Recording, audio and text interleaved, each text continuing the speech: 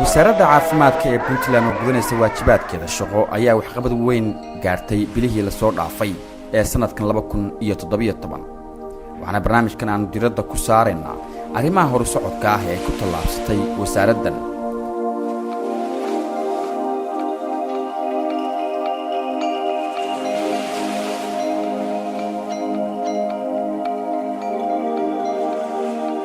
adeegyada wasaaradda caafimaadka oo wada gaara gobolada Puntland ayaa waxay la kaashataa hay'ado ay wada shaqayn leeyihiin kuwaas oo isku jira kuwa maxalli ah iyo kuwa caalami ah iyadoo wasaaraddu ay ku guuleysatay inay dib u soo celiso hay'adda MSF oo adeegyo caafimaad ka fulisa isbitaalka magaalada Gaalkacyo. isbitaalka Gaalkacyo muhiim wadanka u ah waxa hore u joogi jiray MSF muddo sanadkii 2006 bay baxday muddo haday maqnayd sun markaan soo laabanay halkan anigu aan ibi waxaan dadaal dheer u galay in hay'adda isku soo noqoto isbitaalka Gaalkacyo muhiimadda uu leeyahay iyo meesha uu ku yaalo muhiimadda wadanka u leeyahay ilaahay mahadi waan aga aqbaleen maanta waa hawl galeen waxay incentive siin doonaan siiyaanin dad gaaraya 100 ku dhow 150 qof boqosho dhow aan ku tagnay meel la kala maro xaruntiisa ee nafaqeynta carruurtu ma lahayn dadkaasna waxay ka imaanayeen wax ugu badan dadka kliinka shanaad ka imaanaya iyo gobolada dhexe.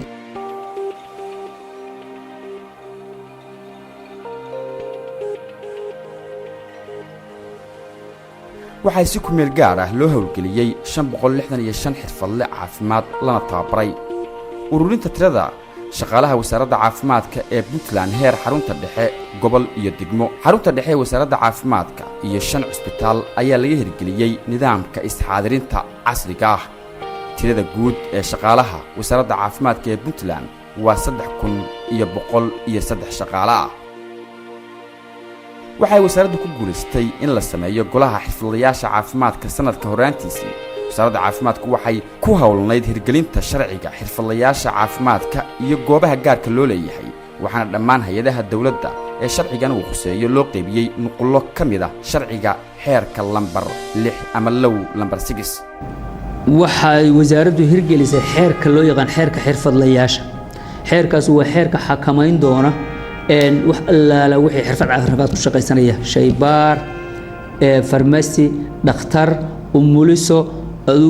sheegun qof allaala wixii yiraahdaa xirfad caafimaad ban leeyahay xeerka xakamayn doona weeye wadanku ma lahayn baarlamaanka ayuu hadda hor yaalaa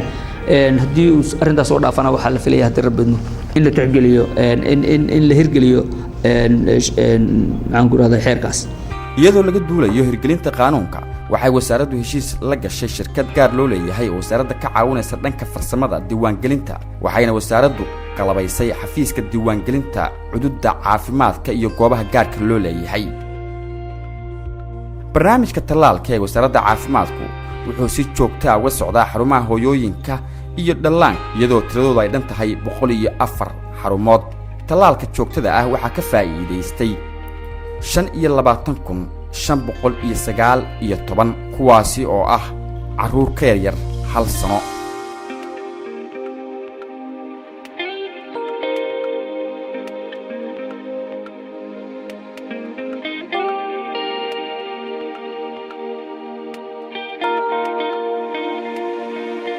mashruuca xakamaynta duumada waxyaabaha u qabsoomay waxaa magaalada Boosaaso laga qaybiyay 60,000 oo marag kaneeco daaweysana waxaan la gaarsiiyay 54,885 guri oo marag kaneeco oo loo qaybinayo dadka vulnerable ama dadka nugulka ah oo hooyada iyo ilmaha ay ka mid yihiin marka iyadana waxaan rabnaa in ay noqoto hooyadii ugu horeysay oo siyaadii koowaad daweysnaa aan siino hooyadan magaceedu Faiza khadra iyo Faiza labadii qof ugu horeeyay oo jimasiiska u helay inaan markana cadad daaweysan aan siino marka wasiir arrintaas waxa weeye saasay u dhacdaa insha Allah. waxay ka mid tahay maradu waxyaabaha lagu hakiyo cudurka faafidiisa waliba sida uu madaxa qaybta kan uu sheegayo oo ah dadka u nugul كناعة سيدا عروضة يركاية هوية دور كلاية هوية الجنس ولدك آلك وجنود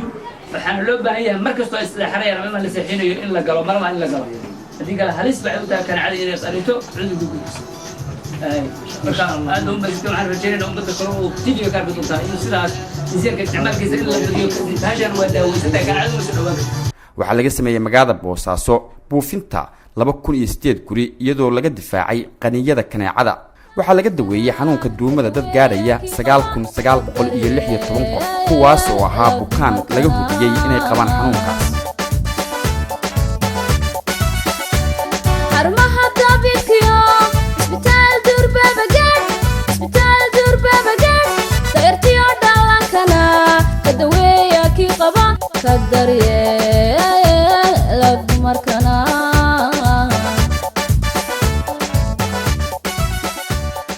barnaamijka xakamaynta cudurka qaaxada waxaa daawada loo bilaabay 811 qof oo qaba xanuunka qaaxada barnaamijka TB-du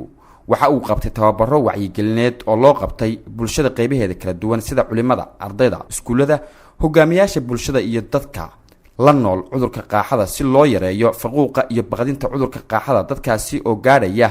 3700 qof 135 shaqaale ah ayaa loo qabtay tababar ku aadan xakamaynta cudurka qaaxada iyo daaweyntiisa sanadkan waxaa la furay 3 xarumood oo cusub oo kala ah Dhahar Beledidin Bandarbayla taasoo wadarta guud ka dhigaysa 15 xarumood oo shaqeynaya waxaa la qabtay qorshihii 5 sano ee mashruuca xakamaynta qaaxada oo ay ka soo qayb galeen dhammaan hay'adaha taageera mashruucan galgarow waxaanu hadii rabbi idmo lagu siyaadi doonaa qaybta TB-da shaybaar casri ah oo lagu baarayo TB-da adkaysinka loo yeeshay baa lagu baari doonaa macnaha shaybaar caadi oo TB maaha TB-da dad ba adkaysin u yeesha markaas shaybaar casri oo lagu baaro baa iyadana laga baari doonaa inta waxa dheer isbitaalada si joogto ah ayaa maxaan ku raahdaa wixii daawo ah wasaaradda xaruntada dhexe soo gaara loo gaarsiiyaa maadaama iyaga aysan si gaar ah hay'aduhu gacanta ugu hayn barnaamijka nafaqeynta ee wasaaradda caafimaadka waxaa si joogto ah u shaqeynayay 101 baro quudin ah iyo 7 xarumo lagu daweeyo nafaqa darrada liidata 260 baro quudin oo lagu daaweeyo nafaqada meelahaadka ah ayaa shaqeynayay waxayna gaareen 136496 oo isugu jira caruur iyo dumar 195 baro quudin ayaa lagu kordhiyay mashruuca daaweynta nafaqa darrada 4 cusbitaal ayaa laga furay xarumo lagu daaweeyo nafaqa darrada liidata oo xanuunka wadata kuwaasi oo kala ah Qardho Baran Dhahar iyo Eyl taas oo si markaanu fiirinay gobolada gobolka la warjeena maanta ka furno ay noqotay in priority la siiyo degmada gobolka Highland gaar ahaan degmada Dhahar taas waxay sahlaysaa waxa jirtay in runtii dad badan oo nafaqa darro oo caruur u badan halka intii laga qaado Boosaaso la geyn jiray taas ayaan u kaliftay marka in muxuu ahaa laba degmo oo degmo gobolka Sanaag iyo Highland labada degmo kamida inay helaan xarumo lagu daaweeyo muxuu ilmihii loo qaadiyo Boosaaso oo halka lagu daaweeyo taas ayaa horta keentay 20 MCH oo ku yaala gobolada Sool Sanaag iyo Cayn waxa ka socday mashruuca MCHN lagana hortago nafaqa darrada kaasi oo ay ka faa'iideysteen hooyooyinka uurka leh kuwa nuujiya kuwa dhalay iyo caruurta ka yar 2 sano waxaan ilaa iyo hadda ka faa'iideystay 42718 caruur iyo dumar isugu jira bilownay campaign-kan emergency response waxaan bilownay bishii hore ayadoo abaar baan jirto dadkuna aad u xanuunsanaa xanuunada ugu badnaa oo ku jiray waxay ahaayeen UTI oo ah urinary tract infection oo dadku badnaa iyo ciyaalka yararka ah oo aad ay u haysay pneumonia bay ahayn wax kiisaska ugu badnaa aragnay qayb ka mid ah oo aad u mataqaanaa dad part C ama shombiyoodka qaybtiisa C aan ku aragnay oo aan saas u badnayn no dehydration ah oo ku aragnay ayagana waxaan siinay gacan qabanay oo waxaan siinay dawooyin ku habboon wax caqabada ma jirin oo naga horreeyay ahaantii dadku aad bay nolol shaqeynayeen goob kastoo aan tagno waxaan la xiriirinay gudoomiyaha shacabka dadkuna waa dad aad u baahan doonayeen dawo iyo kaalmo intaba doonayeen aad iyo aad bay u shaqeynayaan si wadaninimo ah oo insaannimo ah oo maxaan ku rahay aqoon leh bay u shaqeynayaan waa dad aan lahayn xanaaq dadkii maalintii dhaweed la siinayay haddaad u timaadaan 400 qof oo haween iyo caruura isugu yimi si wanaagsan oo xadad leh oo deganaan leh baa loo siiyay waana dad aanan qaadan karaynin nacam qiimahooda maba qiimayn karo waa dad aad iyo aad u wanaagsan arrimaha wasaaradda caafimaadka uu qabsoomay waxaa ka mid ah in adeega wasaaradda caafimaadka la gaarsiiyey deegaanada fogfog ee ka baxsan laamiyada kuwaasoo dadweynaha deegaanadaas ku dhaqanna u noqotay fursad ay soo dhaweeyaan iyagoo tilmaamay in ay tahay markii ugu horeysay oo deegaano aad u fogfog la gaarsiiyo adeegyada iyo daryeelka caafimaadka wasiirka wasaaradda caafimaadka ayaana arrintan ka hadlay iyo guulaha laga gaaray ma ahayn inaanu xarunta dhexe ka maamuleynay sawirada sidaa ku arki doontaan meelaha ugu qallafsan oo weligeed dowladihii hore tagin ama wasiiradii hore tagin ayaanu safar ku soo marnay xaggana caloolo waa dhaafno xaaba meel la yidhahan tagnay xagga koonfur bari waxaanu tagnay dhinowda qoryo weyn meesha la yidhaahdo oo garaacad 20 kilomitir galbeedka ka jirta galdago baanu xagga tagnay xagga badhan iyo ka shishay baanu tagnay midigala iyo dhulkaas dhan waa soo marnay weligeed ma soo marin wasiir ama maxaan ku rahdaa mar baa madaxweynuhu tagay baan u malaynayaa meelaha qaarkood laakiin dowladda ugu horreysay oo meelaha fogfog tagta weeye waxaan rajaynaynaa in socodkayguna inta ka badan doono dhawaan waa anigii lahaa waxaan soo furi doonaa xarumo dhan saaxaanu soo furi doonaa dhinowda qoryo weyn xarumahaas dhan baan ka shaqaysiin doonaa haddii rabbi idmo gurmadka abaaraha si ay uga jawaab celiso xaaladihii abaareed wasaaradda caafimaadku uguna gurmato bulshada Soomaaliyeed ee ay saameysay abaartii darneed ee dhawaan ku dhufatay Puntland waxaa la sameeyay 113 kooxo caafimaad iyo nafaqo oo wareega waxay bilaabeen shaqada bishii Janaayo 2017 kooxahaasi waxay ka howlgalayeen dhammaan gobolada iyo degmooyinka Puntland gaar ahaan dhulka miyiga ah ee adeegyadu ay ku yar yihiin ujeedada noogu weyn oo aanu tiimamka ka leenahay waxa weeye marka hore waa ka hortag in abaaraha jira awgeed cudurrada dilaaca in ay ka hortagaan cudurrada la malaynayo oo xilliga abaaraha ama saasoo kale nafaqa darro timaado dhaca ujeedada ku xigta waxa weeyaan dadka xarumo caafimaad oo baa wadanka ku baahsan laakiin duruufaha jira awgood dadku inay soo gaari karin baa dhici karta taasuna marka waxay kaliftay inaan qorshe keenno ah dadka in meeshooda lagu gaaro oo kooxahaas meeshooda ay ku soo booqdaan oo qaarna tiimam nafaqa yihiin qaarna tiimam caafimaad iyo nafaqa isugu jira ay yihiin in ay soo maraan 452 shaqaale ah ayaa lagu tababaray bixinta adeegyada caafimaadka iyo gurmadka abaaraha 94683 ayaa lagu daweeyay guud ahaan gurmadkii caafimaad ee loo sameeyay dadkii abaaruhu saameeyeen waxaa la furay 25 xarumood oo lagu daaweeyo shubanka daran waa isbitaalka Dhahar waxaanu soo gaarnay maanta waxaana keenay qayldaan ka timid isbitaalka wasaaradda ahaan markii horena waan joognay oo xilliga abaarta tiyan fara badan iyo daawo fara badan iyo hawlo fara badan baan ka wadnay hadda oo shubankan ka dilaacayna waxaanu isniri bal dhibaatada baaxadda ay leedahay iyo meesha shubanka ka imaanayo iyo wixii dhan aad ogaateen barnaamijkan u nimid kaliya ma ahna isbitaalka daawo keenno kaliya ma aha oo daawo fiican baanu keennay laakiin waxaan rabnaa inaanu degmada aanu tagno tuuladii xaafadihii uu ka jiray nadaafad xumadu annagoo la kaashanna maamulka degmada la kaashanna inaan meeshaas wacyigelin fara badan ka subino inaanu colonization ka subino in aanu yarayno meesha wax ka imaanayaan aanan xoog ka saarin kaliya meesha la soo jiifsanayo isbitaalka ee aanu la dagaalano meesha wax ka imaanayaan sidaas safarkaygu ahaa runtii ilaa degmada Dhahar saa la socota halka waxa ka dhacay xanuunkan shubanbiyoodka shubanbiyoodku ilaa wuxuu socday 4 bilood 3 bilood marba heer buu ahaa markii adigu mataqaanaa markii hore xaldhabalaq oo ahaa dadka magaalada waxaa yimid dad ka badan oo efakrool badan dabeedna dadkaas markii hore dad reer guraabay ahaayeen guraagii markii magaalada culays weyn ku yimid ayaa wax ka dhacay in dadkii maadaama dadku meel soo yimaadaan nadaafad darro ka timaada oo dadku dad reer miyi oo nolol jeexooda degan bay ahaayeen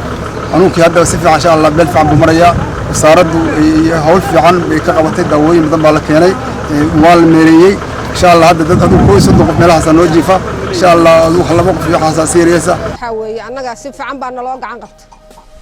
oo naloo ku yimi oo dawana loo siiyay oo nagu biskooni taraka 3 jeer bay noo yimaadeen hadda dooga iyo 2 jeer oo diraacda abaartu intay jirtay dawo casri oo cusub baa naloo keenay dadkii ku biskooday aan ku barwaaqownay dawadii horeyna siiyeen annagoo weli haysanay noo yimaadaan waa ku biskoownay waa ku barwaaqownay hadda mahad baan u celinaynaa mahad ilaahay baa leh raggaas kala shisheeye oo jaranjarada ah oo dawada waxna noo soo diray waxna noo keenay waxna noo shaqaynaya tuutiinkan marka guurguura waxaan oran karnaa haddii aanu halkaan nimid waxa koobaad oo si hadda yani joogta aan u helayba waxaa jira caafimaadka dadka hadda caafimaadka shaqeeya iyada waa ka baahilaanahay waxqabad fiicanna waa ka helnay dad badan oo xanuunadii hadda aanu ula nimid noogu dawoobayna waa jiraan oo sida hadda wiilkan oo kale cambaasaasay haysay dawaa siiyeen marka nolosha keliya oo hadda aanu sida tooska u helnayba waa taa caafimaadka weeye hadda waxaanu leenahay hay-adda caafimaadka wasaaradda caafimaadka iyo shaqaalaheedaba waa uga mahad celinaya ilaahayna waa uga mahad celinayna boqolkiiba boqol dadkan wax yar maahane waa xanuunsada shuban baa ku dhacay wax la yiraahdo faleembooyin dawooyin gacan qabasho buulib ay u heleen alxamdulilah dawo waana la siiyey faleembiyaal baa loo keenay waa lagu xiray waa loo dadaalay alxamdulilah ilaahay baa mahad iska leh intii noo keentana waa ugu mahad celinaynaa khayr allah ma aanan daweynin keliya oo kama aanan tagaynay waxaanu samaynayna waxa weeyaan mar kastoo aanu dawo siino xaaladooda waana dawo siino goob kastoo waxaan ku noqonaynaa marka ugu yartahay 3 jeer saddexdaas jeer oo fiirina dadka xaaladooda dawadooda isay noqotay inay furo aaba loo baahan yahay marka patient si dawo waxaanu ku aragnay guulo aad u sarreeya iyagoo dadkii ay mataqaanaa laga gaaray dawadii iyo mataqaanaa gargaarkii ee wasaaradda caafimaadku la garab istaagtay ay si fiican bay isu gaareen annaga ka dhaqaatiir ahaana waxaan ka hakarnay ma jirin har iyo habeen baan u istaagnayn subaxii baanu gelaynay shaqada halka saac subaxnimo ilaa iyo waxaan ku baxaynay 9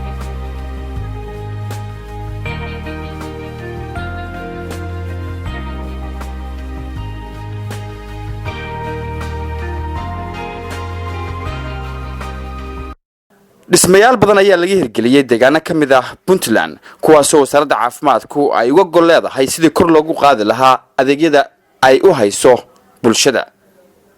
xarunta dhexdeeda markaanu nimi ciriir baa wuxuu ka jiray for example daawo iyo qalab haddii la keeno meesha la dhigi lahaa waxaa maanta noo hirgalay hoolka weyn oo aad arki doontaan oo daawada lagu kaydiyo hadda ruuxeeda waxaa noo socda dhismo waxyaalaha la yiraahdo prefabricated dhismayaasha la isku xiro oo maxaan ku radaa qaarteendooyinka yahay oo qaboojiyaashiisii wata oo container lagu keenay oo waaweyn oo wax allaala wixii kale oo maxaan ku radaa ama qaboojin u baahan ama qalab u baahan in la dhigo meeshaan dhigan lahay ba ku jirta waxa kale oo sida xarun ku arki doontaan in waxa ku jira de oxygen xarun oxygen inaan meesha aan ka hirgelinay oo haddii rabbi la rabo in mustaqbalka laga sabalay gareeyo gobolada waddanka oo dhan markaanu silindarada iyo qalabka inta ka dhiman aan isla helno haddii rabbi idmo waxaa qabsoomay mashruuca xakamaynta HIV/AIDS ee wasaaradda caafimaadka 138 qof oo shaqaale caafimaad ayaa loo qabtay tababaro kala duwan oo ku aadan baarista daaweynta iyo ka hortagista cudurka HIV/AIDS 377 qof oo qaba cudurka HIV/AIDS ayaa daawo joogto ah ay u socotaa 102 MCH ayaa loo qaybiyay qalabka baaritaanka cudurka HIV/AIDS iyo daawooyinka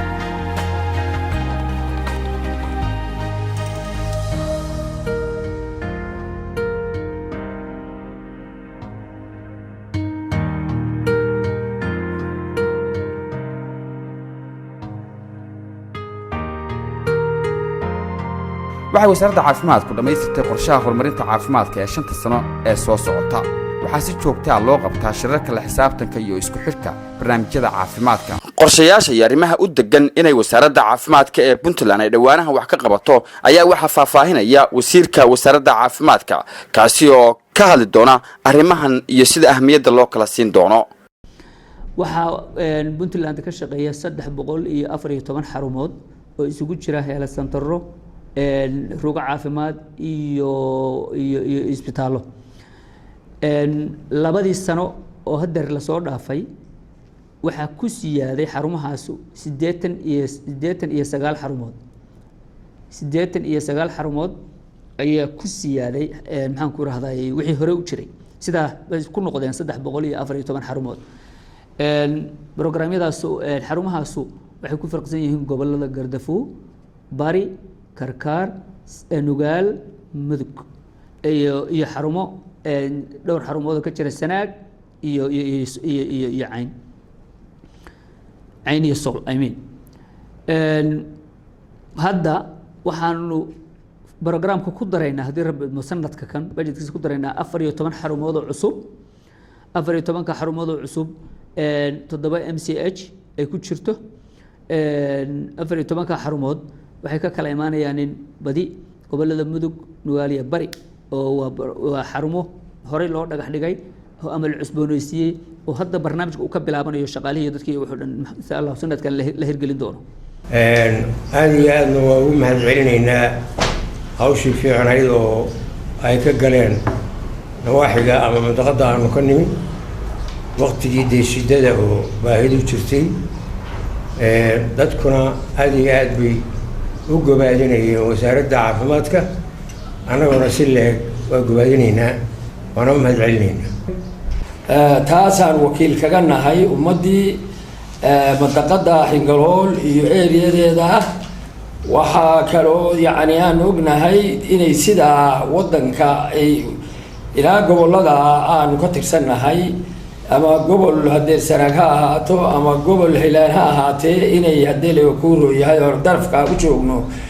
shaqa waa labada mahad celin doonaa waxaan si ila tahay inaan ugu soo horeeyay haddaan dee abaal dhac jirin taayadaasay isku soo raacaysaa walow aan u soo horeynay oo garanay waddada in la raaco waxaanu isku daynay wixii yaraanu haynay inaanu dadka meeshooda lagu gaaro qololba meeshooda loogu tago timanku socdaan oo meeshooda tagaan wixii la hayana la geeyo ilaahayna waan ugu garab galayo sida maaragtay waxyaalo badan oo Soomaaliya maanta ka dhacaya aan uga baaqsanay sidaas ay ahayd meelan badan baan ayna kaga amaanay oo maaragtay ururada adduunka maxaan ku raad wax bixiyo oo caafimaadka qaabilsan sida Puntland u maareysay sanada abaartii iyo caafimaadka